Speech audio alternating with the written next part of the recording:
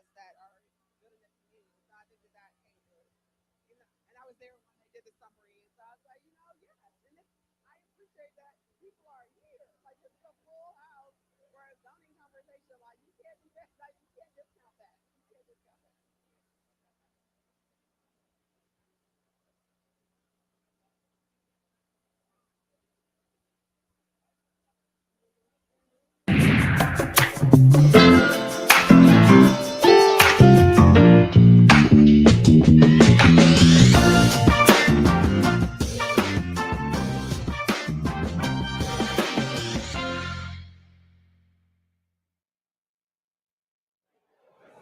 Good afternoon, everyone.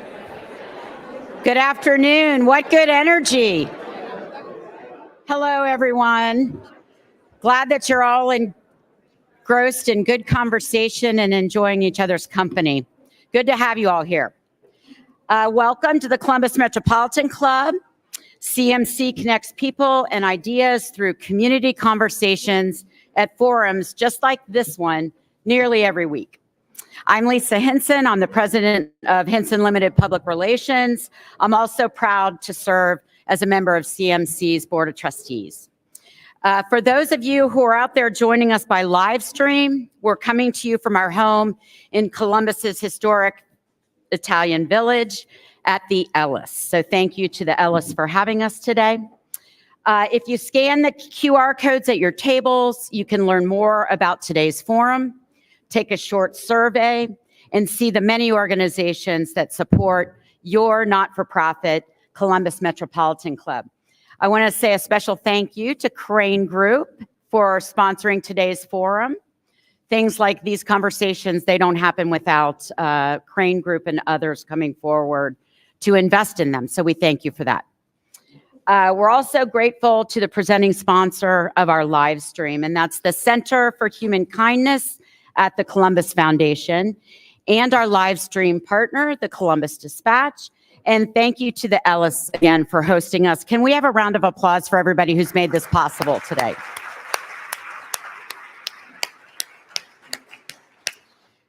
Okay. The proposed major overhaul of Columbus's 70-year-old zoning code will bring big changes to Columbus. With today's panel, we unpack the way this summer's proposed zoning overhaul could reshape our city.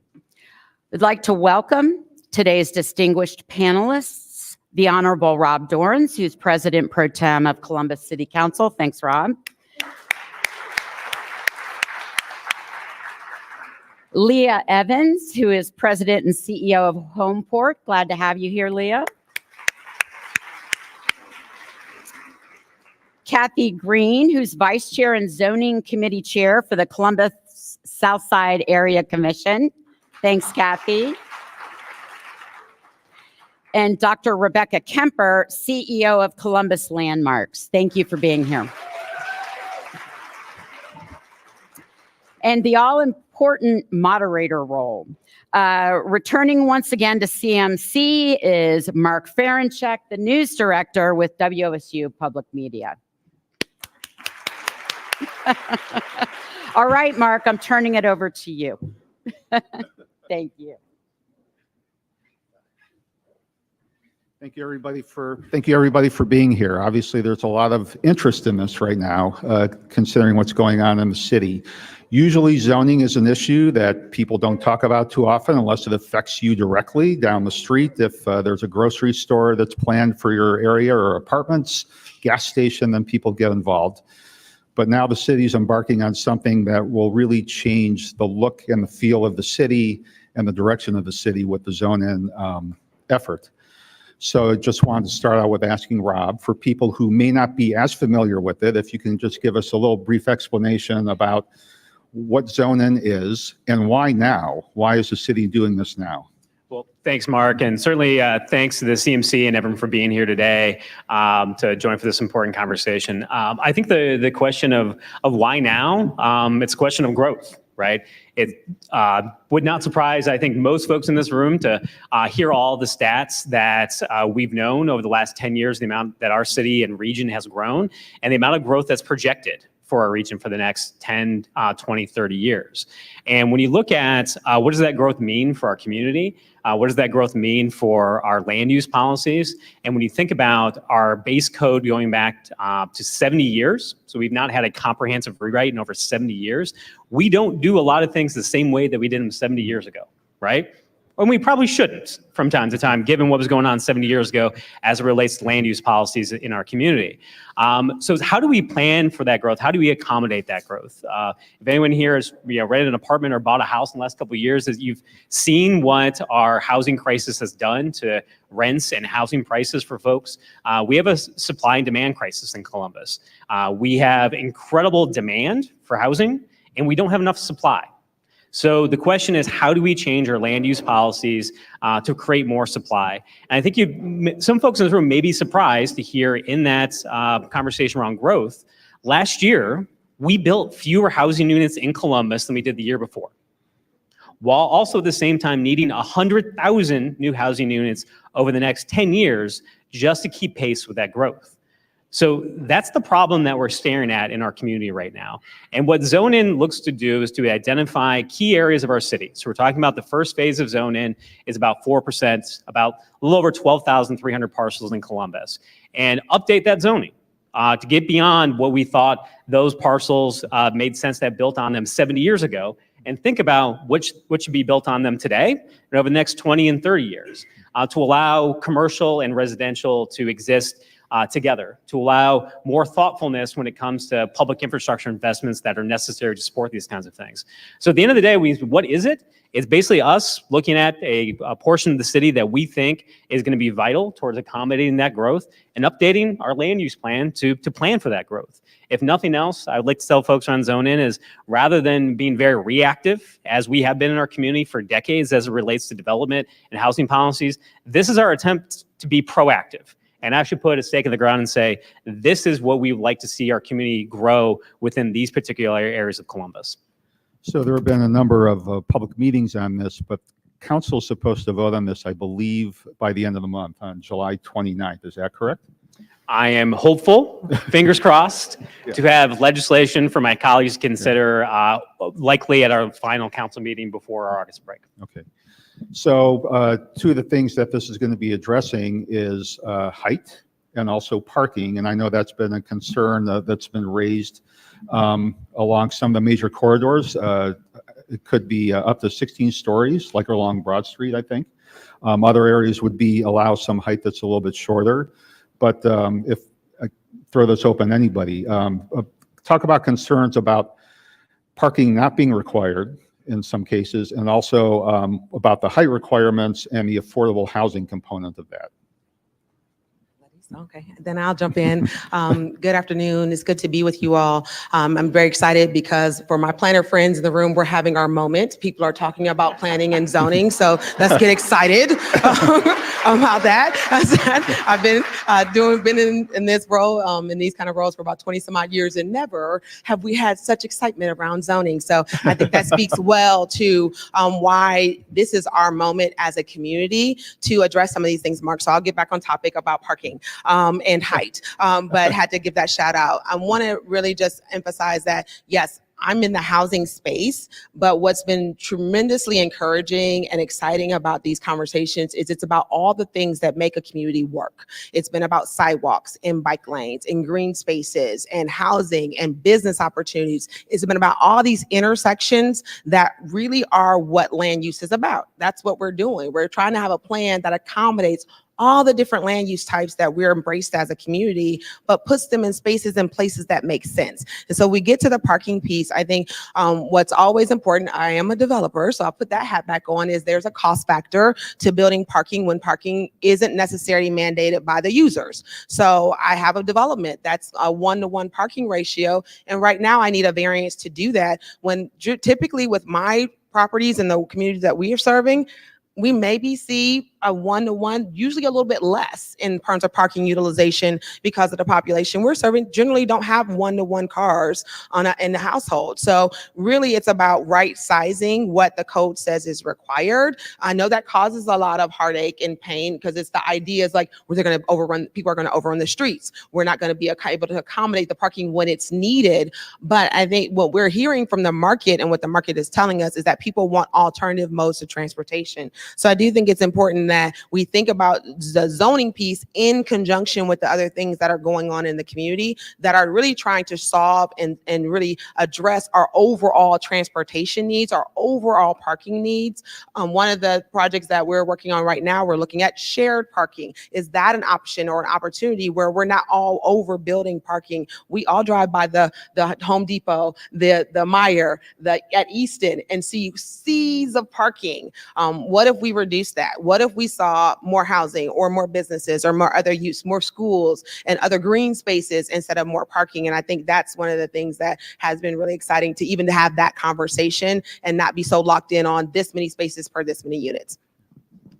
If I could add a couple things. One of the things on the south side that has come up is that people do prefer the density to be on the corridors. So again, this phase is the commercial corridors, which for us is going to be Parsons, Lockbourne, and South High Street. And I want to call out my Nationwide Children's Hospital friends that a lot of people that do move onto the south side now perhaps have an affiliation with Nationwide Children. So that ability to be close to where you work and not to have that long commute, which again exacerbates the transportation requirements. You can walk to work, maybe you don't need as many cars, is important. From the concerns perspective, from the residents is, one of the things that they do prefer is the step back, which is in the code, right? So it may be a tall building or maybe even like 5 to 7 stories for us. But you do have to step it back before you get to the residents. And so people don't necessarily want that big wall right next to them. No, and I think from the preservation community too, we're not really car people. We like to bike, we like to walk, and we like to share a car if we do need to use one, and use mass transit. So those are all things where we are really supportive of moving away from a car-centric perspective. And it really makes the city much more accessible and affordable for all. And that's something we really like within the proposals. But again, we're kind of in a similar spot. What we're hearing is a real concern about what happens when we allow corridors to build up to such a height that it could actually be kind of walling off communities that did have access to those corridors that might feel even more alienated. I think that's something we're just really mindful of where that might be happening. And when we're proposing additional stories for affordable housing, I think we have questions about how do we make sure that those commitments from those developers are for the long term, right? We want to see a little bit more information on that too, because that's a permanent change to the character and feel of a corridor. And we want to make sure if those investments are coming in, we have that long-term support. So I think it's building in. Other cities do that, like New York City, other things. When you make that commitment, it's a long-term lifetime commitment, either to that resident or to spaces. But those would be some of the concerns we're hearing too. Yeah, I would add one, our code currently prioritizes parking over people, right? So when we're talking about the need for more housing in our community, when we have a parking requirement that's 1.5 spaces per unit, no matter what, no matter where, no matter when, that's a pretty blunt instrument that gets deployed that, again, requires folks like Leah to build way more parking than she needs, which increase costs. Again, that land could have been used for more housing units, or it's cost for her that actually is not an amenity that folks may or may not need there. So shifting from a conversation around a government mandate to allow folks to have a better idea of what parking is really going to require for that site, I think makes more sense. Also, keep in mind, the number one variance that we grant at Columbus City Council is a parking variance. Nearly every project that comes to us has a reduction in parking required. So we're already basically responding right now to the marketplace as they're requesting these parking reductions.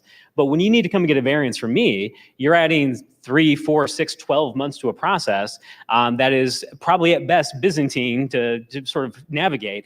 And that also ensures that folks that may want to access, may want to build something, that really keeps them out, because accessing that kind of bureaucratic red tape really forces folks to consider, well, do I really want to jump into this to begin with? And I think that's really provides a bit of a chilling effect for other folks getting into the housing production space.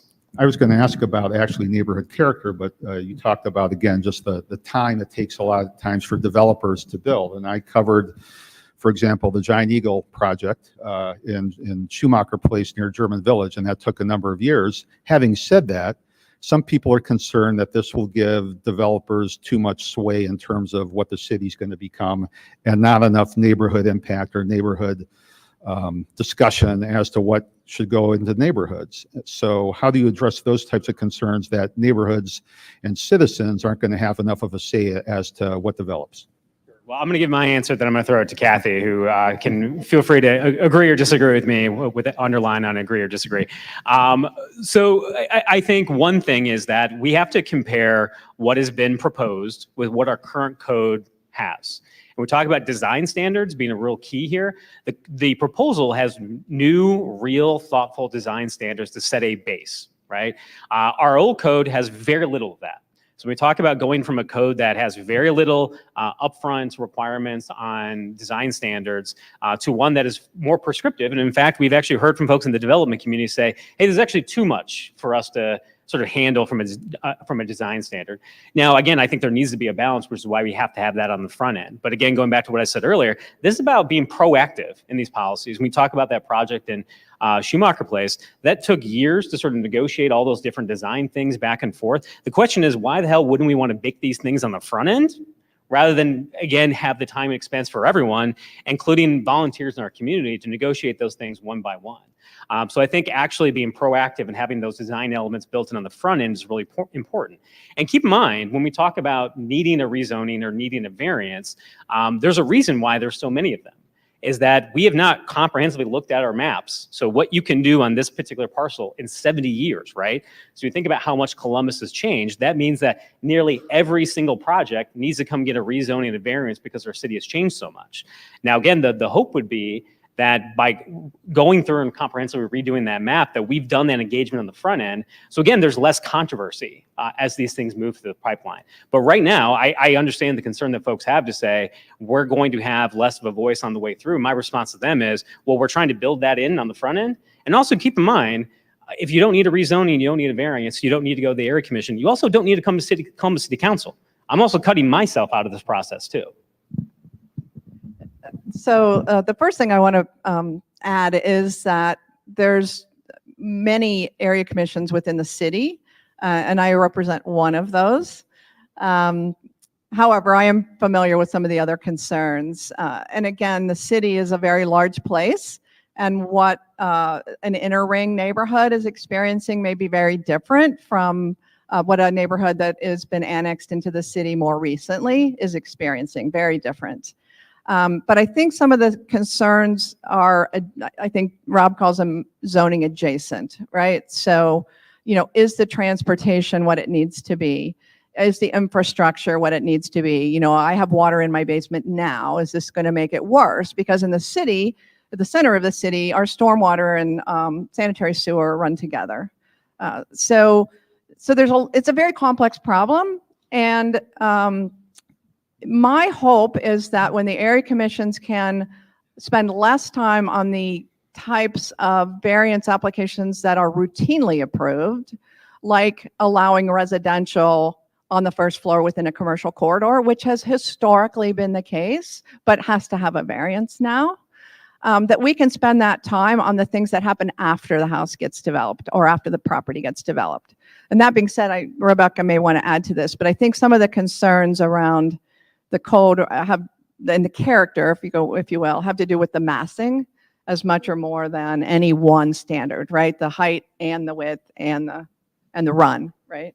Well, it's that, but I think it's also speed doesn't necessarily mean affordability in the long term. And I think we just want to be careful about that. There's been many times, and actually redlining in some ways arguably came out of the government really looking to private industry, looking to banks, and banks then turning to real estate agency, the National Real Estate Agency, to say, how we need to get money out quickly. We are post World War II.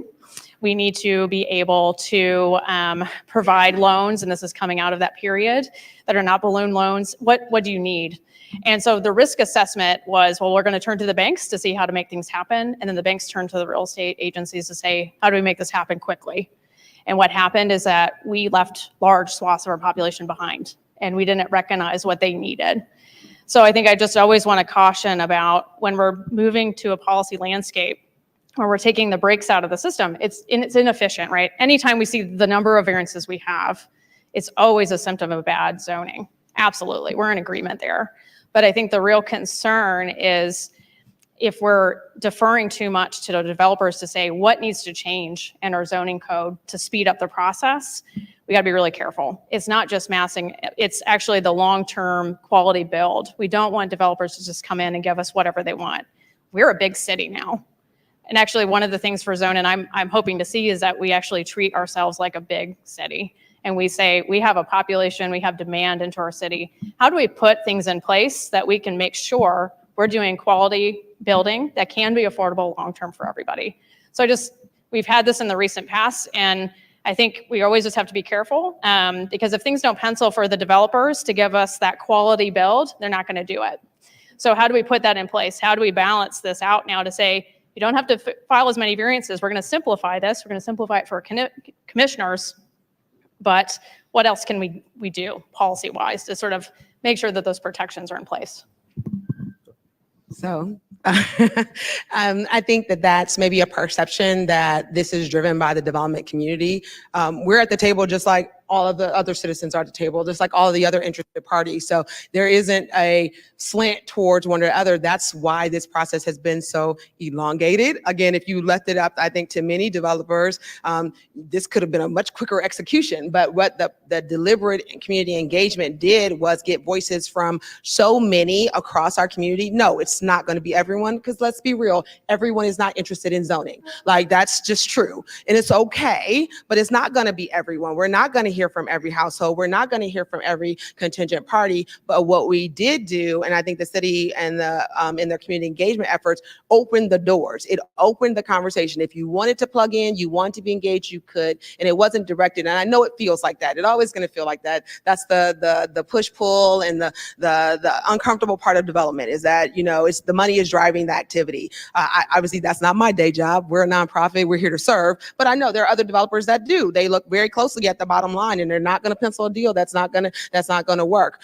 But that's not everyone's story. That's not everyone that's at the table. We were talking about some of the developers in your community, some smaller developers, some emerging developers. There are a lot at the table that want to do the things that are best for this community. And that's what this code does. Again, gives you that baseline to start with. It doesn't remove the engagement process. It doesn't remove the responsibility of any of the development partners to be at the table with the neighbors and with the community. But it does say, okay, I can look at a piece of land and say, I think I can do this, this, and this. Okay, now let me take that design forward and plan for how that would actually work. Versus right now, sometimes it's a complete gray space when I look at a site as to what can I do with that site, what I like to do, what I think would work. I may not be able to get that variance. I may not be able to submit that for funding. And it's a lot of unknowns, which really does, again, back to council members' point, slow down your development process. So that's what the redlining is one piece, but the zoning and what we see happen with zoning and that control, that tight control over land use,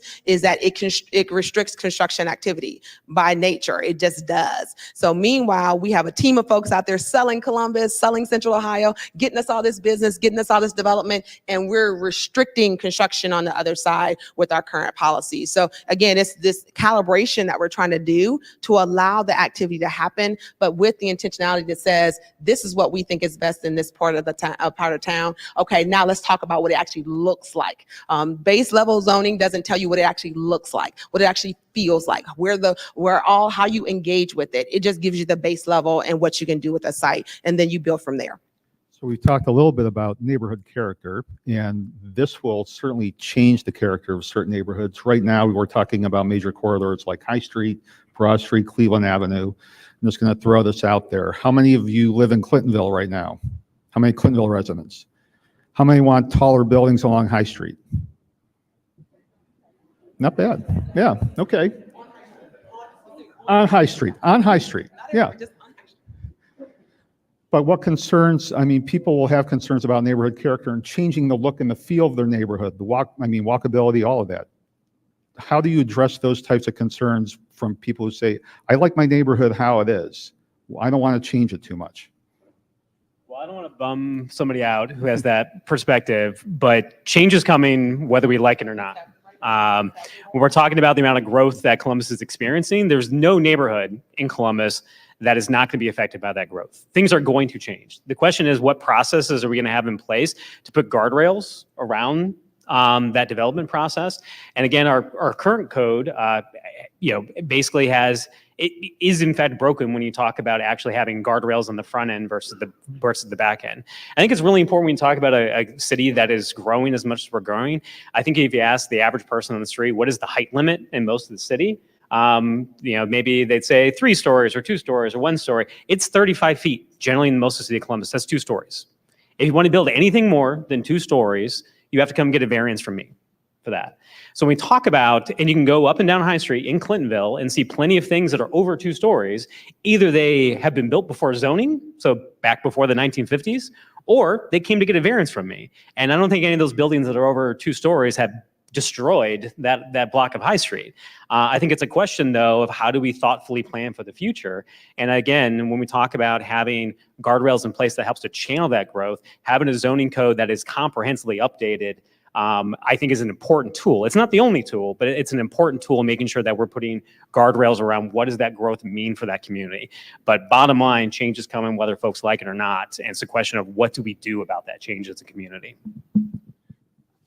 I think one thing that is a change in the proposal that maybe gets a little less airtime is the allowed uses. So on the south side, we have, back to your red line point too, we have some bad businesses, and a lot of them are auto-related businesses, either used car lots that almost seem to never sell a car, or they're doing auto repair and taking over the streets, and there's a lot of concerns about some of those businesses. So in the new, at least for those parts of the code that apply to our corridors, a lot of those land uses won't be permitted anymore. That's not to say that the businesses will have to move. They don't have to move. But if they go vacant, there'll have to be something else, right? And so we would be very happy to be more walkable because, we're not walking by used car lots that are not adding anything to the neighborhood character. We're talking about what's going on here in the city of Columbus. However, there's a housing crunch everywhere.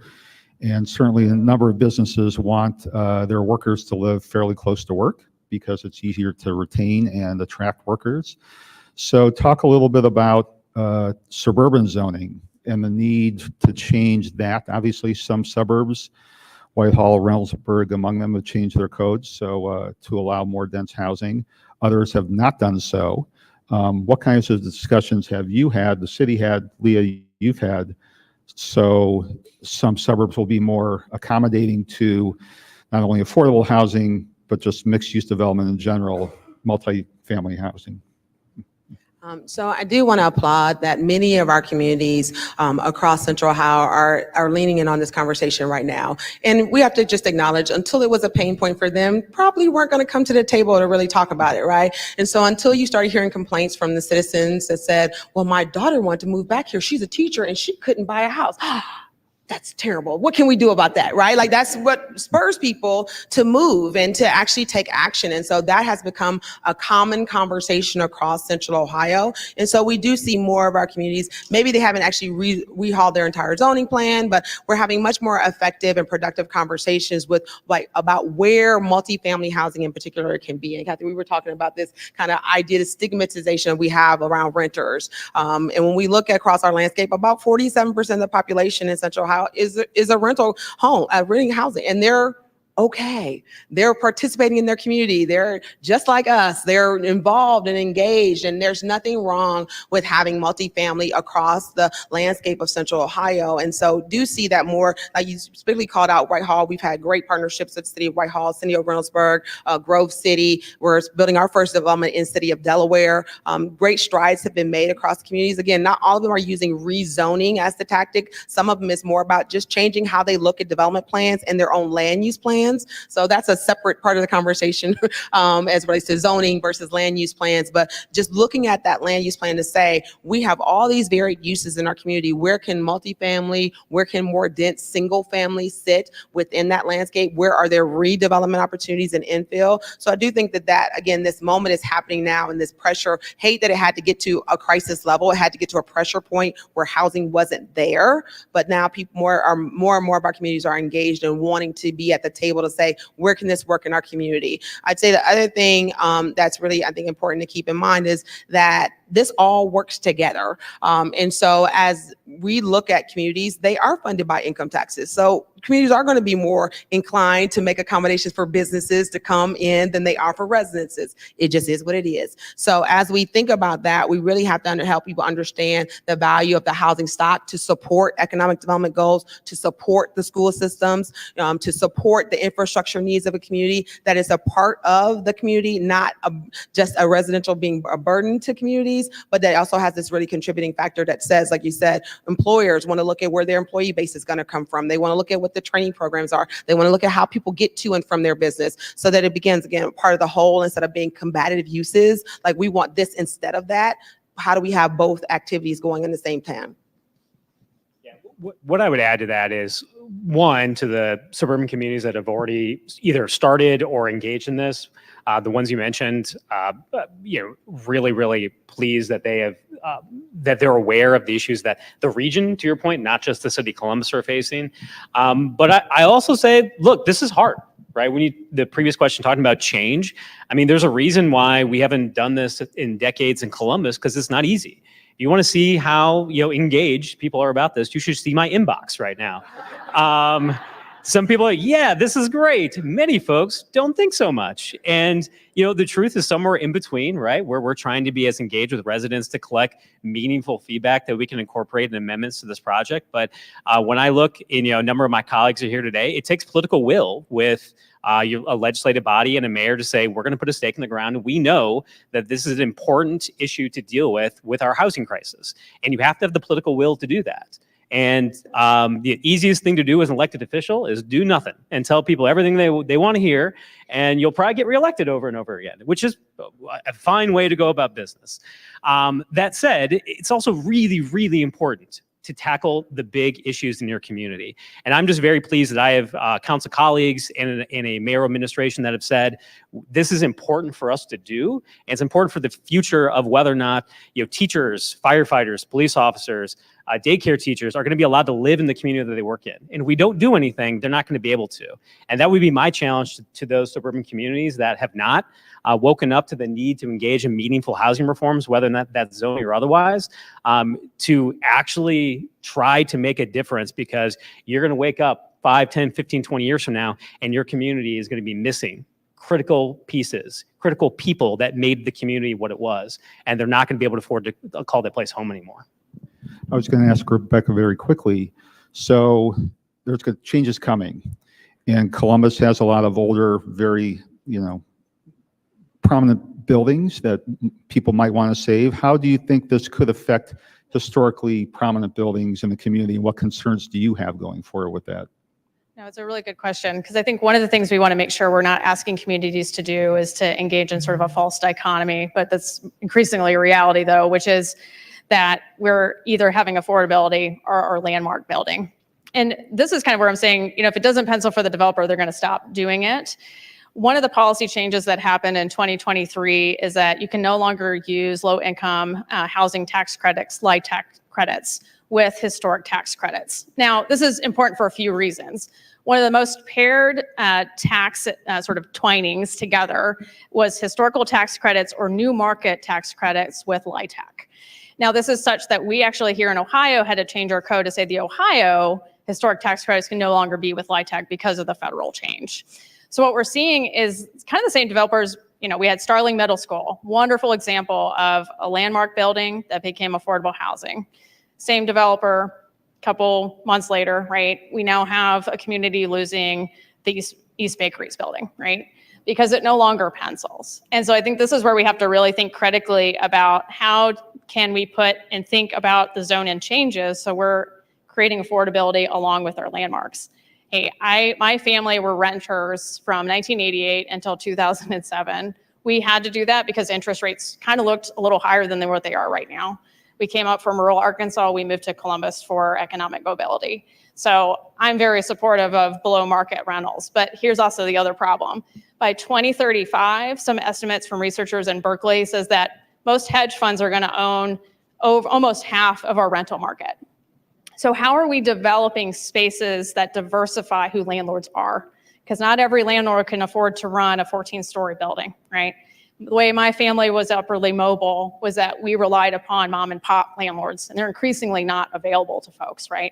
So we need to find creative ways to increase diversity of like who's renting, what does that look like?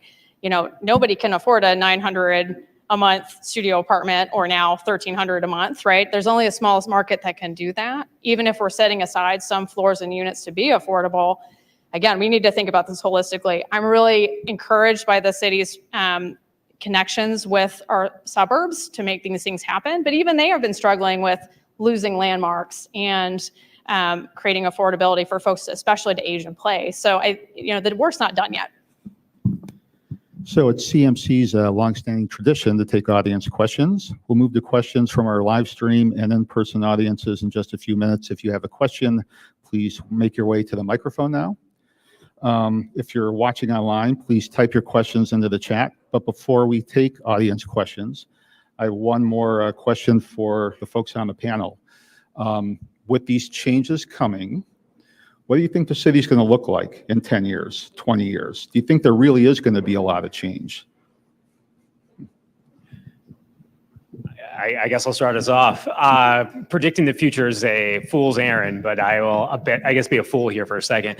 I think one of the misconceptions that we've heard from folks as they've sort of reacted and tried to digest this proposal is thinking that a zoning change is going to mean a wrecking ball is coming for, the building down the street tomorrow. Right. And I think when we talk about from a long-term nature of what do things look like from a development perspective with potential passage of zone in, it's going to take some time. Right. And I think, the interest rate environment, it really matters when you talk about development. And I'm going to throw it over to Leah here in a second, who's going to have a much better answer than me about this. But at a time when building costs are as high as they have been in a very long time, there's not going to be an immediate tomorrow where you're going to see a flood of changes in all these different areas. What we're trying to do is to set up strategically over the next 10, 20, 30 years, again, what we think that area can support. And also at the same time, I think when we talk about what does the future look like, I think this is also going to be really, really important for the future of the city's capital budget investments. When we talk about a capital budget on an annual basis, that's typically over $1 billion. And we have not all the time been as strategic about where those investments need to be to support continued growth. And I think when you have something like Zone In which we are saying these areas in particular, we believe either have the infrastructure today to support that growth, or we're going to make investments to support that growth in the future. I think that's really, really important. So for me, what does it look like? I think Columbus continues to grow. I hope that growth is in a more dense way, a way in which, again, it's more connected to mass transit. CMC, I think, has already had or will have events on Link Us, which is, I think, a critical element towards bringing real, reliable mass transit to Central Ohio and Columbus that's connected to dense housing. That's a mixed ingredient. It's hard to have dense housing and not have good mass transit. It's hard to have good mass transit and not dense housing. So actually seeing all these kinds of things layer on top of one another right now, I think is extremely important when we talk about what is the future of Columbus, right? And We like to joke around City Hall from time to time. Columbus is rarely the first to do anything. You know, we're a very Midwestern city that likes to learn from others and take best practices. And I think Zone In is an example of that, trying to learn from other cities that have engaged in this process. But there's a lot of really exciting things that are happening right now between Zone In, Link Us, cities engaging in its master art plan, bike plan. I mean, there are all kinds of things that are coming to fruition right now, the next year or 2 years, that are going to shape what Central Ohio, Columbus looks like into the future. So I'm going to stop predicting the future and hand it over to Leah, who's going to give you a much better answer than me. No, I would just add, Councilmember, I think you really summarized it well. Paraphrasing a quote, failure to plan is a plan to fail. And so I think without clear plans for our community, we're not going to see the community we want to see. So I don't know what it's going to look like, but I think through Zone In, we are saying what we want it to look like. So versus what kind of happens to us, this Zone In initiative and Link Us and all of our community-based initiatives are talking about the community we want it to be. And this is our opportunity to write that. So we're writing that now. If I started a development plan today, if some building you won't see for 3, maybe 4 years. So what we're talking about today is what will look like in 10 years. We're setting that up right now. So I think that's why it's important that we're at the table. We're all not going to agree. That's not what we're here to do, is not to get mass agreement, but it is for us to all participate in what it is the community that we want to see. I agree. I want it to continue to be growing. I want it to be dense in the appropriate places, right? I want transit. We want to see green spaces. We want to increase our tree canopy. We want to do all these things and be the trendsetter in terms of how a Midwestern city can continue to grow and have the best quality of life available to all of its citizens. So I think that's the community we're aspiring to, and that's what we're doing now. And I'm going to jump in right now because we have a bunch of people waiting to ask questions. So, Sophia, what's our first question, either online or in person?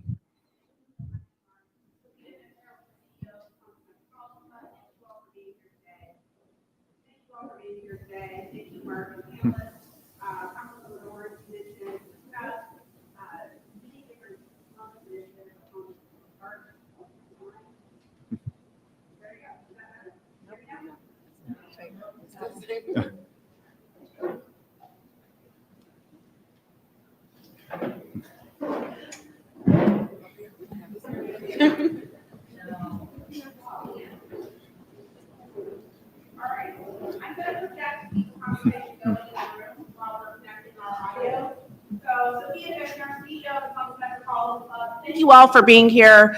There we go. All right, here we go. Thanks, Columbus. Thank you so much for mentioning all of the initiatives that are happening here in our city. For those who are curious to learn more, we have discussed our public art plan. We've also discussed Link Us. You can find those recordings on our podcast and on YouTube, so please check it out. For those who are in the room, obviously we have a lot of questions today. So panelists, if you can keep your responses as short and condensed as possible. We also have quite a few online questions, and I will get to it right now. And just a reminder, when you ask a question here at the CMC, you ask it within 30 seconds, and it always ends with a question mark. Exactly, a question mark. Thank you so much. Jill Levy asks, why do the big multi-level buildings get large tax abatements in the city if the city is looking to have more revenue? So last year, the city changed its community reinvestment policy, so CRA, which many folks colloquially refer to as sort of tax abatement policy, to be citywide. And one of the reasons for that was the way it was originally constructed was any CRA was piecemeal. Generally, they were requested by a developer within a certain area for a specific project. And it was not equitable across Columbus, really to encourage to bring more housing out of the ground. So one of the changes was to move towards a citywide plan, but also to update that policy to require affordable housing requirements within it. So if you want a tax incentive from the city, you need to provide affordable housing units within that development. And that is something when we talk about different tools, when we talk about housing, is an important one. It's not the only one. But also when we talk about how this policy is viewed generally, I think it would probably surprise many folks in this room to learn that currently right now in the city of Columbus, there are 2% of our parcels have a tax incentive on them. Yet this is a huge driver of a lot of our conversation around housing and development. And I get it. I get why we do that. And every single year this policy has come up for review by Columbus City Council. I've been very proud to work with my colleagues to enhance that policy, to demand more. from a housing providing community to go deeper from an affordability standpoint and provide more units. But that's just one piece to a very, very large puzzle as it relates to how do we produce more housing in Columbus. My name is Brian Urbanski with the Aubrey Affordable Housing Foundation, and we've heard a lot of talk today about affordable housing. It seems like we have to have that conversation every time zoning and other things come up. And great to see you again, Becca. It was great presenting for you last year. Hey, my concern probably to you, Rob, is are there any proposed code revisions that are going to make it easier to restore or remove long-term blighted properties in traditionally affordable housing neighborhoods?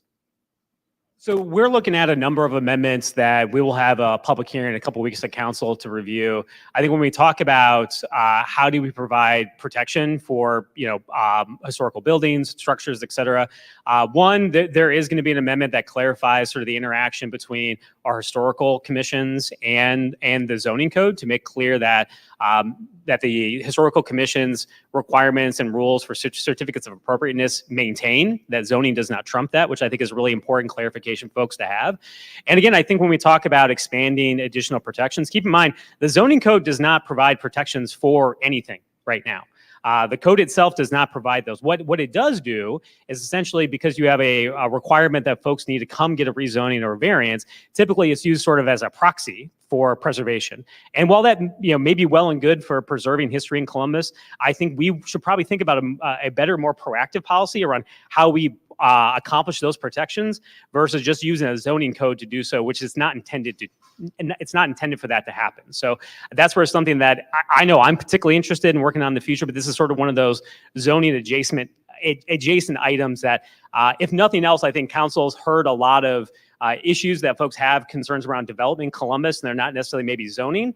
And I think that's gonna be one of the next big things that council picks up post zone in, is addressing some of those things that folks have articulated throughout this process.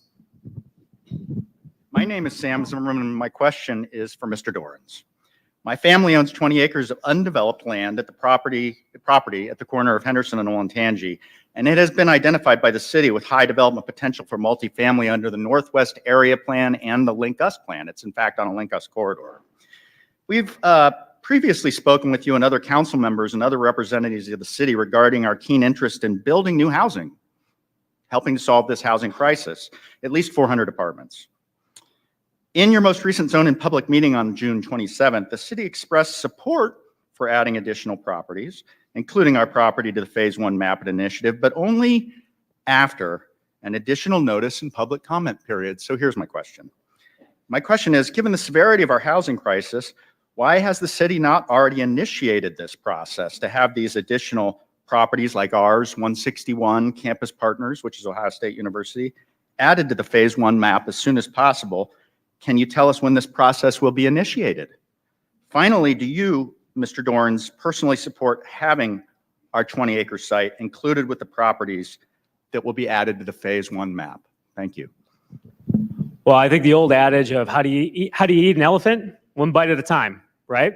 And I'm trying to get to a point where we're talking about a Phase 1 proposal that is, again, 6% of the city. That is important for us to be very comprehensive in how we're trying to approach these issues. But when you talk about the level of public engagement that is taken to get us to a vote potentially in July, 78,000 postcards, thousands of visits to a zoning gallery, thousands of emails, thousands of, I mean, there's a number of folks from our planning office here that I think moved into the zoning gallery. So thank you all for doing that for all that time where residents were able to come down. So I don't think to take community engagement on this process should not be taken lightly. And I think it's very important for us to get this first phase done, especially while we're considering amendments that have been generated based upon the public comment period that we've had. And I think it's going to be very important to incorporate those things into the base code before we move to anything further. And I think getting to the place where we have the right policies in place is going to be first and foremost before we start initiating any additional public comment period to bring more properties in future phases. That said, generally, we're talking about 6% of the city here in the first phase. The rest of the city, we have certainly our plans are to move towards future phases in which, again, we will likely bring different zoning districts than what have been proposed here. And that's because 80% of the city right now is zoned single family. The vast majority of these parcels are zoned commercial. So it's really important when we think about what zoning districts make the most sense. We've got capacity issues. We got a lot of smart people that work for the city. We got a lot of smart people we've hired to work with us on this initiative. But we're trying to eat this elephant one bite at a time. Mindy Justice asks, can you speak to the volume of neighbors needed to successfully get the amenities we all want? So many homes, how many homes do we need to get the grocery stores and small businesses that help communities thrive? All I can say is when the Giant Eagle closed on Whittier, that was a major concern, that they were losing a grocery store that people like to walk to. But Michael Wilkos, who many of you know with United Way, has a lot of data on how many heads used to live in these same buildings that live, there now. And it's about half in some of these neighborhoods, the same. So what we need to get, I don't know, I'm not a retail consultant, but what I do know is we need to get a lot more than what we have now, because we can't sustain some of these businesses without more bodies. And I'll add quickly that the numbers and demographics for retail has changed significantly as how people shop has changed. So I think, as that data continues to evolve, it is continually for developers, particularly in our commercial space, that they're looking at that real-time data, really addressing what those kind of retail users want to see. It's not a straightforward, straight line computation. I know in Linden, they just recently did a retail market study in conjunction with the One Linden plan. So there's a lot of information and data the team is looking at, but it is still driven by that market and that consumer. Where do you shop? Where do you get your coffee from? Where do you go to get your groceries? And how that all impacts those community amenities that generally people want to see. But it does get back to that density, as Kathy was saying. Nancy Ritchie, historic preservation consultant. My question has to do with community character and the impact that this zoning change will have, particularly in the short north. I'm old enough to remember those neighborhoods and how long it took them to become the successful neighborhoods they are. The zoning at 16 stories maximum automatically will be 300 to 500% increase in the character of that district. Right now, there are 2 5-story historic buildings. 2, that's the maximum. It's going from 12 to 16 stories. Mr. Dorans, you said that there are going to be guidelines and protections that go with this zoning. Specifically, can you address what will prevent developers from tearing down every single 1, 2, 3, 4, and 5-story building in that district over the next 20 years? Well, there is no specific protection. There is no specific protection in the current zoning code either, other than needing a rezoning or a variance. When we talk about the question of increasing height, so the highest base district that we have is 12 stories. You can move that up to 16 through increasing our affordable housing commitment. But when we talk about these 6 different zoning districts, they're customized to the areas in which they've been applied to. So you're not seeing that 12-story zoning district with a potential additional 4-story bonus in the middle of a neighborhood, right? They're at areas where there's already a lot of density, where there's density that currently exists that we think the public infrastructure can support more. And at the end of the day, when we talk about protections for individual buildings or businesses, I think that's a good conversation for the city to engage in. But currently, protections of buildings simply through a zoning code is not the most appropriate way to address that, in my opinion. We've had an incredible number of questions today. I just want to ask one quick question. If folks have more questions, comments, or concerns or thoughts, where can they go to express those thoughts? Sure. So if you want to go to columbus.gov/zoning update, you can submit, probably at this point, the best is comments through the zoning email address that's on there. You're also welcome to just fill up my inbox. You'll rarely hear a elected official give you their email, but here it goes. It's radorns@columbus.gov. It's on the city council website as well. If you don't get a response from me immediately from you, we will try to get to you as soon as possible. But it has been, our attempt to make sure that when folks have questions, whether they like the answers or not, that we're giving them the answers. And I think when we talk about the last several months of public engagement, the last 2 years of public engagement that's led us to this, we've engaged with thousands of people across Columbus. There's not a perfect answer for every one of these questions or concerns that come up. And I would say one of the key things that the zoning committee and city council will do in the future, hopefully we have fewer rezonings and variances because we have an updated code. But one of the things I would want that committee to start to use its time on is addressing some of these larger holistic questions that folks have about how do you go about providing protection for historical properties? How do you go about providing more protections for green space and other things within our community? These are worthy questions. They may not exactly be zoning questions, but they're worthy questions that your city should engage with relevant stakeholders who have expertise in those areas to bring real, proactive public policy while we're growing. And I think that's one of the really important things for us to get ahead of this growth as much as we can. Thank you, everybody, for a great discussion. I'm going to turn it over to Lisa.